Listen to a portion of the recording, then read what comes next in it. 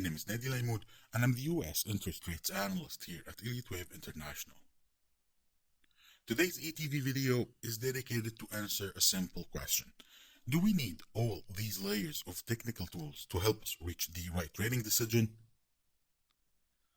Oftentimes, I see charts that is so cluttered with technical tools, just like this chart, to the point that I'm unable to see the important price action fluctuations.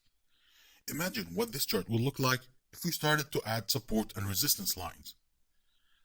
The point of this video is that you don't have to be an Elliott Wave guru to be able to reach a sound decision without all these noise. So let's clear this chart first before we go any farther. By the way, this is the June contract chart of the UST notes. So let's assume that we can make heads or tails from an Elliott Wave perspective on this chart. The most basic thing to do is to identify the trend. In this chart, it's obvious that the trend is down. With that in mind, we know from the Elliott Wave principle book that the market moves with the trend in 5 waves, and the rebound is in 3 waves against it. So probabilities are that this strength from this low here is against the trend, and that it should be in 3 waves before resuming the larger degree downtrend.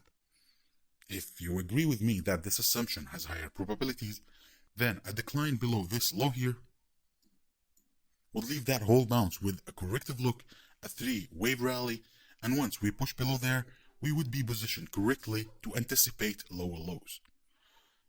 So the advantage here is that without knowing what the larger wave degree is unfolding, we are able to enter the market with odds in our favor.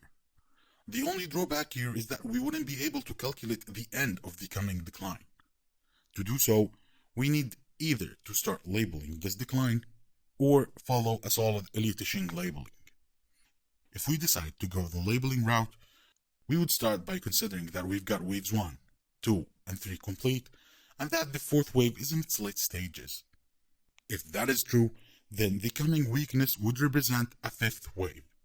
We know that 5th waves tend toward equality with its wave 1. So let's fast forward.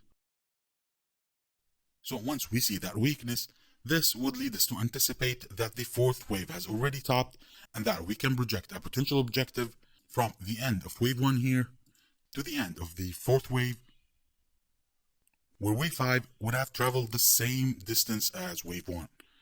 The potential objective then is at 115.15. Now let's see how prices unfolded from that zone.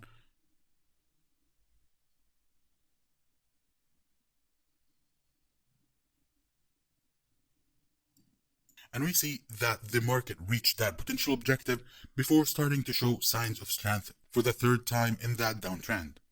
You can approach the market the same way for this following strength and you would still be profitable. You could anticipate a decline below this level here, as a decline below there would imply that we have a complete 3-wave structure and that the downtrend has resumed. That's all for me today. I enjoyed being with you. Happy trading.